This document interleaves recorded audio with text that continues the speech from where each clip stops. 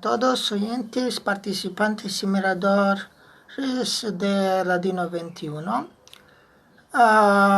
Me llamo Daniel Peragía, moro en Serbia, en una ciudad pequeña y montañosa que se llama Užice. También soy un miembro de la comunidad judía sefardía en Bosnia, en Saray. Porque mi familia de parte de mi madre está judía, mezclada, porque mi papu era de Selanik, mi tatarvava de Saray.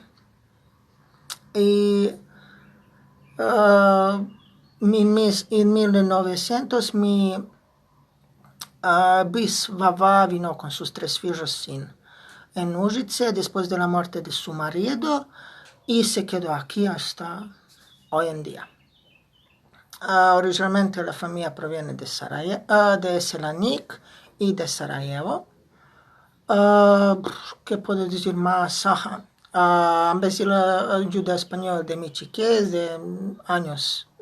con mis 2 años, y después en kindergarten empecé serbio, y así no hablaba el mismo modo como modo maternal en serbio y judeo español.